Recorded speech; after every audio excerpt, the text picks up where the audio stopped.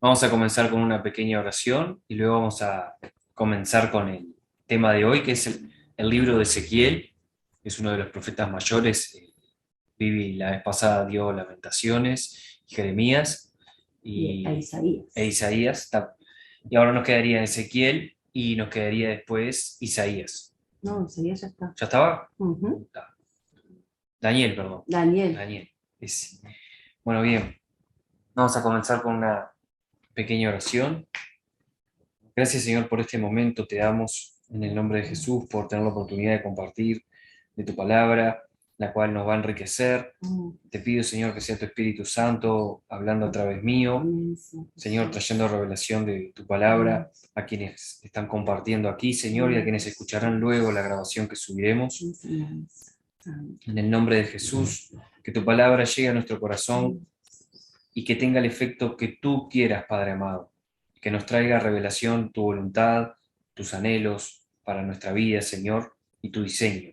En el poderoso nombre de Jesús, bendigo la tarde de hoy y la casa de cada una de las familias que están aquí reunidas. Amén. Amén. Bueno, bien, vamos a comenzar con el libro de Ezequiel, ¿sí? Seguimos con los profetas mayores, ¿sí? Para que tengan una ubicación temporal, nos situamos más o menos en unos 600, 500 años antes de Cristo, ¿sí? Es hace unos 2500 años más o menos. ¿Tá? Ezequiel, el nombre de él significa Dios es mi fortaleza. Su ministerio se situó entre 595 y 570 antes de Cristo, más o menos, ¿tá? Y él nació en el 622 antes de Cristo en Judá, ¿sí? En el reino de Judá, que como bien sabrán y lo comentamos anteriormente, Israel después de Salomón se dividió en dos reinos, con la tribu de Benjamín y de Judá al sur, en el reino de Judá, y en el norte el reino de Israel con el resto de las tribus. ¿Tá? Aquí hace una cita del libro de Ezequiel que está muy buena para comenzar y dice, os daré corazón nuevo y Amén. pondré espíritu nuevo dentro de vosotros y quitaré de vuestra carne el corazón de piedra y os daré un corazón de carne y pondré dentro de vosotros mi espíritu y haré que andéis en mis estatutos y guardéis mis preceptos y los pongáis por obra. Ezequiel capítulo 36 versículos 26 y 27. ¿Sí? Tenemos que el libro de Ezequiel presenta a Cristo como el Hijo del Hombre. ¿Tá? El tema central se trata de que Ezequiel profetizó durante el cautiverio de Judá en Babilonia. Para los que no sepan, ¿sí? Todo esto comienza con la toma de Jerusalén. Ezequiel advierte de la toma que va a tener Jerusalén por parte de Babilonia y no es escuchado. ¿Tá? Entonces, todo esto lleva a que el pueblo pase por una serie de, yo le llamaría, sí, escarmientos, una disciplina de parte de Dios que vamos a detallar ahora a continuación. Pero sí, lo que viene a hacer Ezequiel es advertir y luego a la par a dar consuelo a este pueblo con nueva esperanza. No es corto el tiempo que pasa en el cautiverio bajo Babilonia, pero igualmente Dios los estaba acompañando. No sé si se llega a escuchar porque dice su conexión a internet es inestable. No sé qué dice Graciela. Alguien me dijo Graciela. No escucho, dice Graciela. Bueno, Graciela, lo que Le tendría voy a que decir a hacer es... Camila. Camila, ¿vos podés auxiliar a Graciela que me escucha? Claro, tiene que activar el audio. Activar el teléfono. Para iniciar video, le di tampoco. Ahí. Graciela, ¿cómo estás? ¿Escuchás ahora? No, es el audio lo que tiene. Camila le está llamando, le está Está escribiendo. bien, genial. Bueno, seguimos. Ezequiel profetizó durante el cautiverio de Judá en Babilonia, estábamos diciendo, principalmente a la casa de Judá. Dios había preparado un testigo para el pueblo que estaba en cautiverio. ¿Sí? Necesitaba una voz de advertencia para el pueblo y recordarles la razón por la cual sufrían estas calamidades. Por 22 años, Ezequiel trató con el pueblo desanimado en cautiverio a quien Dios le había enviado. Mientras Ezequiel estaba con el pueblo en cautiverio, Daniel estaba en la corte real de Babilonia, es decir, Daniel y Ezequiel son contemporáneos. ¿Está? El que viene un poquito atrás es Jeremías en la antigüedad, ya que permanecía con el remanente en Judea. ¿Está? El alejamiento del pueblo de la gloria de Dios es indicativo de juicio venidero y a su vez el retorno del pueblo en humillación y arrepentimiento a Dios. Es indicativo de una restauración futura. Su objetivo principal era llamar al arrepentimiento a aquellos que confiaban en la seguridad de Egipto. Después de estos eventos, su mensaje principal era consolidar al pueblo cautivo por medio de promesas de restauración y de bendiciones futuras de parte de Dios. ¿Sí? Como lo hablábamos hoy, entonces ellos fueron advertidos de lo que venía, de ese cautiverio, y luego durante el cautiverio, ¿sí? Que fue de castigo de parte de Dios hacia su pueblo, fueron consolados con una luz de esperanza a través de las profecías que recibieron de parte de Ezequiel. ¿Sí? Ezequiel fue llevado cautivo a Babilonia en el año 598 a.C. ¿Sí? Y unos 3 años después es que comienza aproximadamente su ministerio. ¿Tá? Ezequiel era sacerdote y profeta del linaje de Aarón. Para los que hayan leído el libro de Levítico, ustedes van a poder ver cómo los levitas, los hijos de los descendientes de Leví, son las personas que se encargan de todo lo que es el mantenimiento y el ministerio de Dios, ¿sí? A través del tabernáculo. ¿Tá? Y los sacerdotes eran todos del linaje de Aarón, el hermano de Moisés. ¿Tá? Bueno, tenemos un linaje pesado en cuanto a las funciones que cumplían los levitas, ¿sí? En este caso, Ezequiel. Se crió en Judá y en su juventud había sido influenciado por las reformas del rey Josías.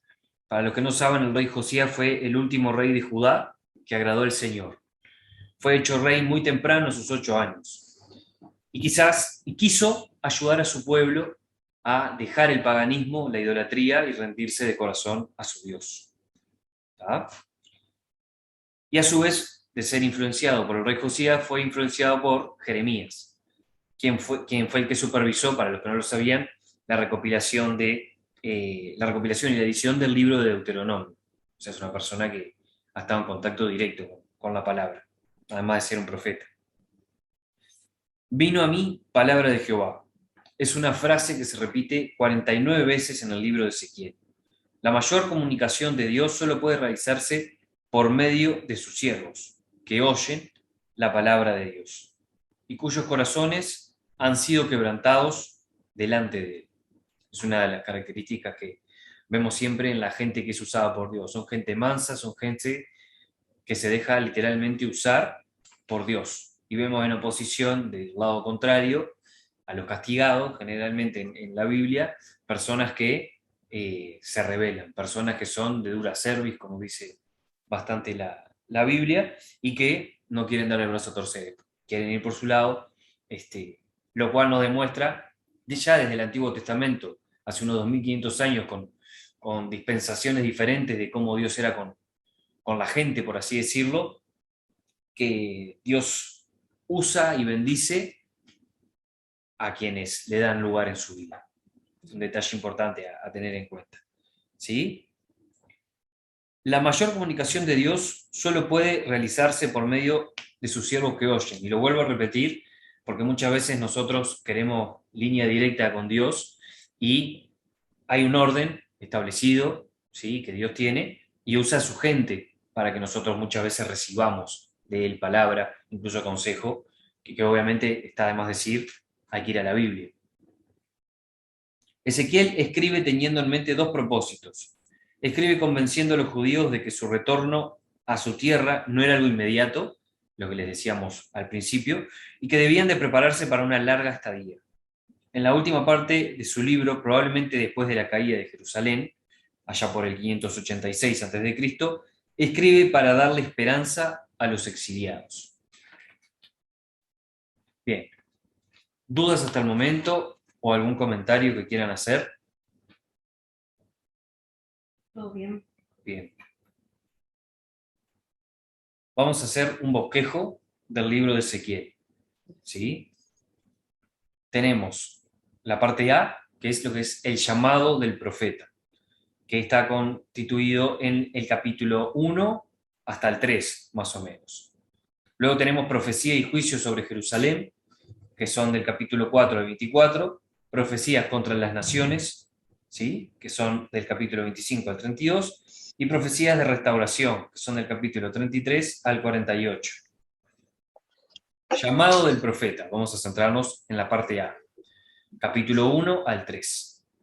En el capítulo 1, versículo del 1 al 3, vemos la fecha y lugar de su ministerio. En el capítulo 1, del versículo 4 al 24, vemos la visión de los 4 seres vivientes. ¿Sí? Esto también, para los que hayan indagado un poco en el libro de Apocalipsis, van a poder ver que aparecen ahí también. Capítulo 1, versículo 25 al 28, vemos la gloria del Señor. ¿Sí? Y aquí se da una imagen de que Ezequiel lo pudo figurar como en un trono de zafiro, y había una semejanza que parecía de hombre, con fuego en su interior, resplandeciente. Si hubiera que describir la... ¿Se escucha desde acá, saben? Ahí les pedí que pararan el audio de la otra habitación. ¿Dónde estábamos? Había una semejanza que parecía de hombre, con fuego en su interior, resplandeciente. Y luego en el capítulo 3, del versículo 16 al 27, vemos que Ezequiel es definido por Dios. Dios le da la misión de ser atalaya, ¿sí? Lo cual trae sobre su vida una gran responsabilidad. ¿Qué es una atalaya? Si ustedes indagan un poco más en el libro de Ezequiel, van a poder ver que Dios le da a entender que él va a oír, ¿sí?, palabras de la boca directo de Dios, y él deberá amonestar de parte de Dios, con estas palabras, a la gente, a su pueblo. Y vemos también una declaración que le hace Dios, que es: demandará por ti la sangre de todo impío que no amonestares cuando yo le dijere que de cierto va a morir. O sea que Ezequiel vendría a ser como un consejero que tiene que estar atento por lo que sería hoy en día la salvación de la gente. ¿Sí? No es una acusación condenatoria, sino una acusación que nos exhorta a bien, nos exhorta a un cambio, que viene de parte de Dios, a través de este siervo, de este instrumento. ¿Sí? Eso fue lo que era el llamado del profeta. ¿Sí? También vemos, este me lo salté, era el punto 4 de los 5 que mencioné, cuando Ezequiel recibe su comisión. La comisión de Ezequiel era simple: dar palabra de Dios a su pueblo rebelde, de corazón empedernido y de dura cerviz. ¿Sí? Hay una imagen que se da en el libro, que es que Dios da a comer un rollito con todo lo que Ezequiel va a tener que hablar, con todo lo que él va a tener que decir.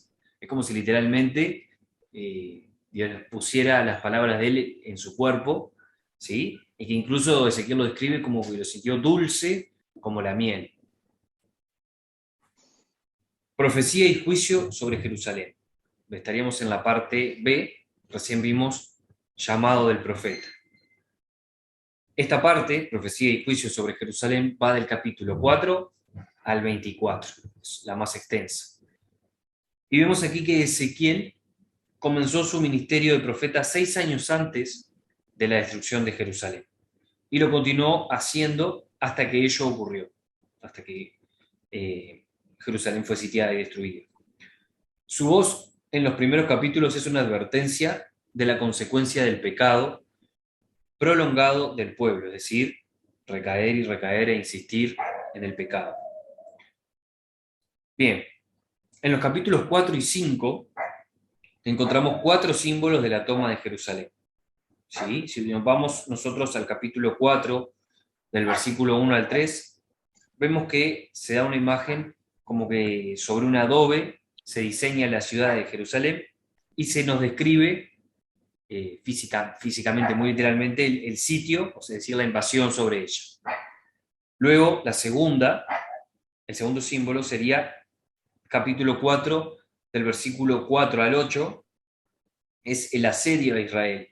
y cómo Israel va a tener que vivir sus días de maldad, que habla de unos 390 y 40 días también. La tercera parte, que va del versículo 9 al 17, habla de cómo Israel se va a alimentar y va a beber agua.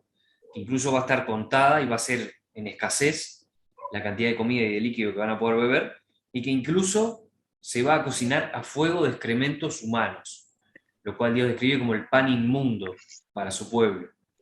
Y Ezequiel le dice, bueno, pero yo también, digo, yo te estoy haciendo de portavoz y todo, y bueno, a vos te dejo comer cocinado, pero con estiércol de ganado. Así que ese era el lujo por esos tiempos para el pueblo hebreo. Y la cuarta imagen o cuarto símbolo habla de las pestilencias, la sangre, vergüenza, oprobio y escarmiento que viviría este pueblo por su rebelión, por su necedad. ¿Sí? Luego, del capítulo 6 al 7, vemos las profecías de la desolación. El fin ha llegado a Jerusalén. El 8 y el 9 vemos la idolatría en el templo, ¿sí? Todas las cosas que están haciendo que Dios tome esta medida sobre su pueblo. En el capítulo 10 vemos que la gloria de Dios se ha ido del templo. Del 11 al 14 vemos castigo, condenación y juicio que son inevitables para este pueblo rebelde. Del 15 al 22 vemos cómo Jerusalén es comparada con un vino inservible, una ramera, etc. Capítulo 23, Israel y Judá son comparadas con dos hermanas adúlteras. Y capítulo 24, del versículo 1 al 14, Israel es comparada con una olla con herrumbre. También se la llama ciudad de sangres. ¿Sí? Una olla con herrumbre que solo el fuego puede consumir. Ese herrumbre, eso que está mal, eso que está contaminando, incluso a toda comida que se vaya a cocinar ahí, tiene que ser consumido, y la única manera es por el fuego. ¿Sí? Y todo lo que está viviendo Israel viene por ahí. No sé si vamos entendiendo, si tienen algún comentario hasta el momento. Bien.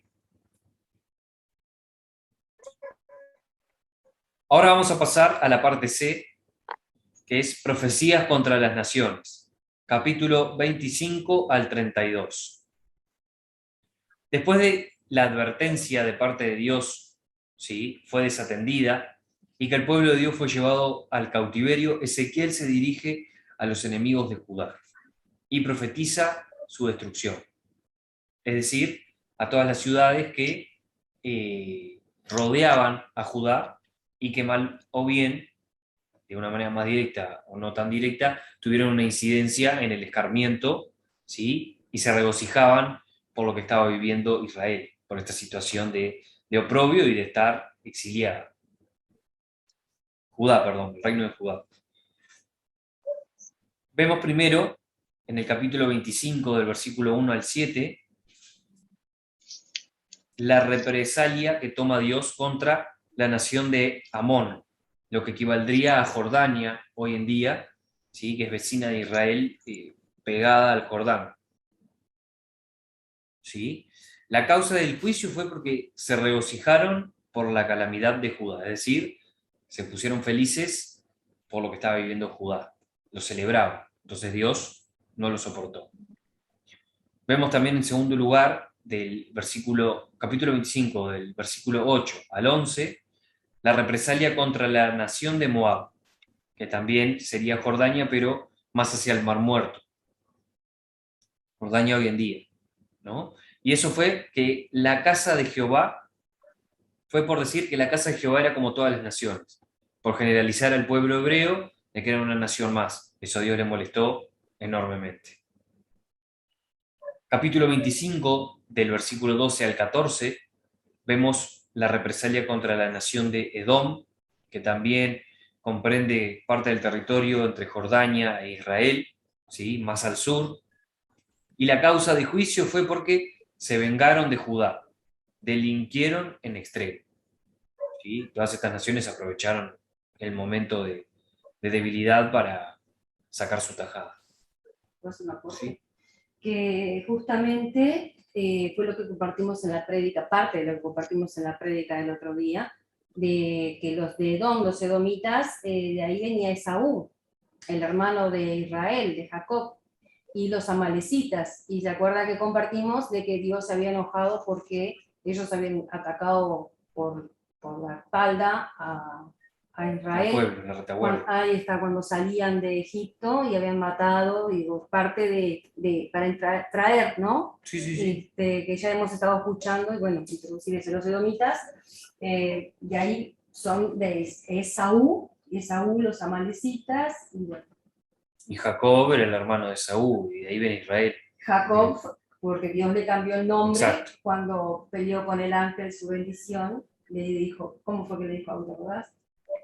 Ya no te llamarás más Jacob, Ahora te llamarás Israel. porque has peleado con Dios. Bien, eso fue por Edom, Uh-huh. ¿sí? Que se vengaron de Judá y delinquieron en extremo. Capítulo 25, del 15 al 17, vemos la represalia contra la nación de Filistea, ¿sí? Que equivale a Israel y Palestina actualmente, ¿sí? Más hacia el mar Mediterráneo, en la costa. Y eso fue también porque se vengaron con despecho. Es decir, aprovecharon la situación para meter la cuchara y saciar esa venganza que necesitaban tener.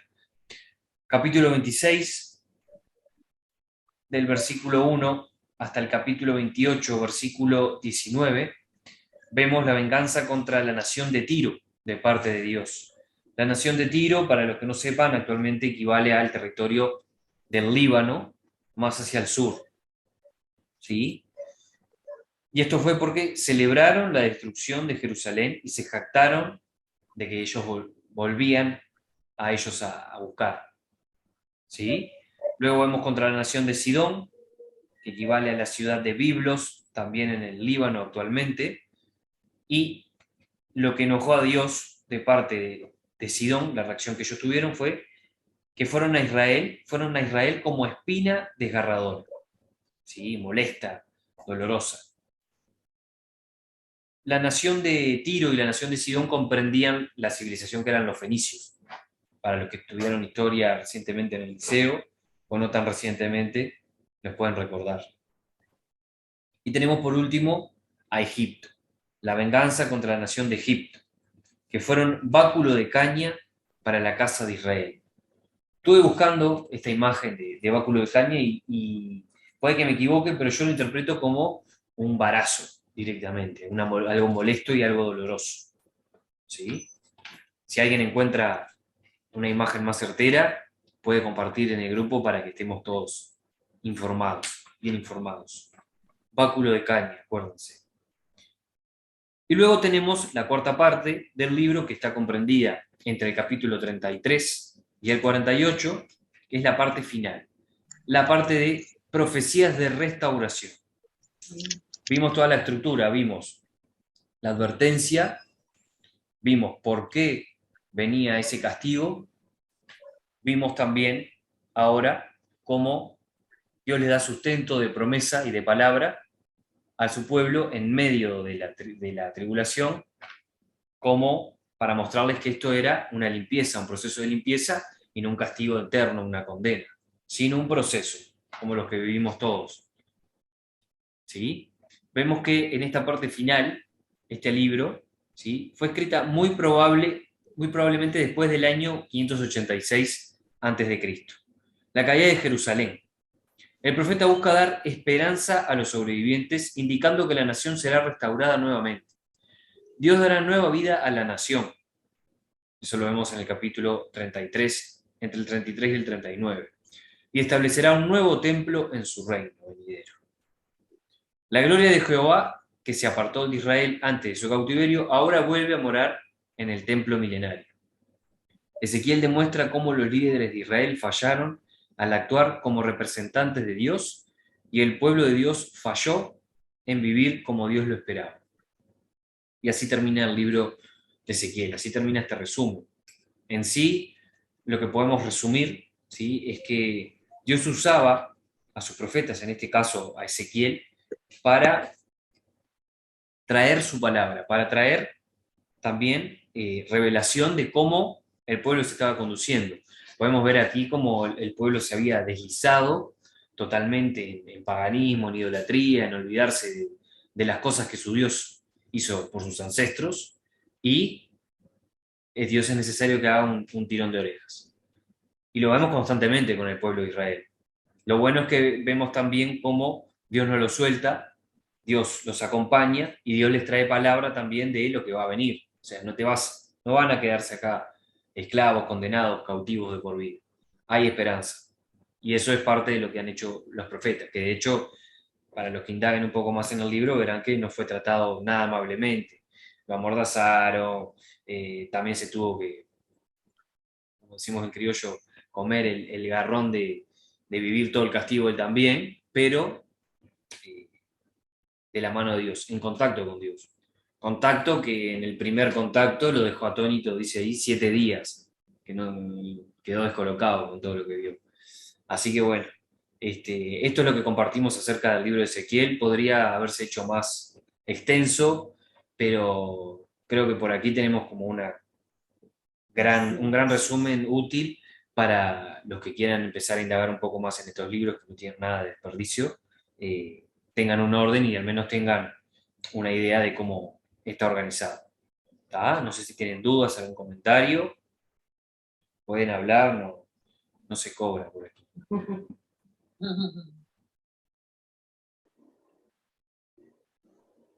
Bien, entonces vamos a pasar a la oración final.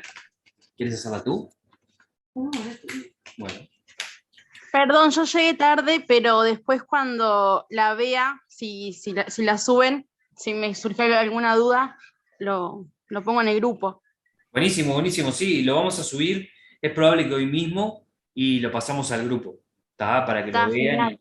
y puedan ir atando cabos de todo lo que se viene compartiendo, porque está bueno esto, porque nos da el preámbulo de los tiempos que estamos viviendo hoy en día, cómo se fue formando y preparando la venida de Jesús, el trato de su pueblo, y por qué su pueblo también lo rechazaba tanto a Jesús, porque esto es todo ley. A ver, ¿se fue? No, toqué algo acá, ahí.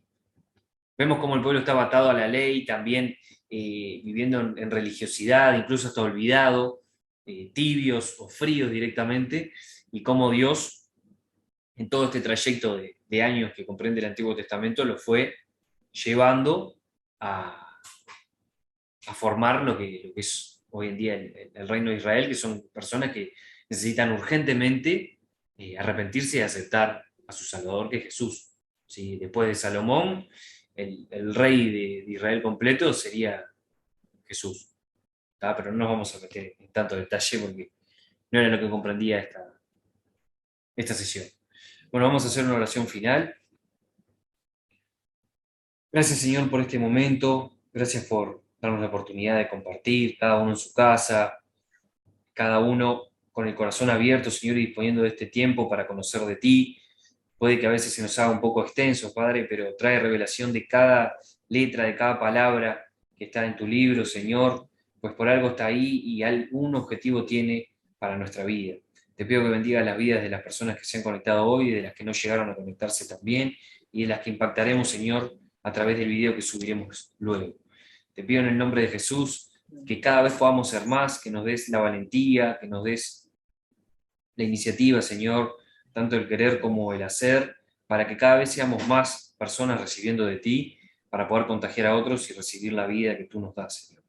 En el nombre de Jesús atamos toda venganza que quiera levantarse en este momento y bendecimos el día, lo que queda del día de hoy, el día de mañana, en el nombre de Jesús. Amén. Bueno, Dios los bendiga, dice Vivi. Amén. De mi parte también. Bendiciones para todos. Les vamos a estar compartiendo el material luego por el grupo. ¿Sí? Buena tarde. Gracias. Hasta luego.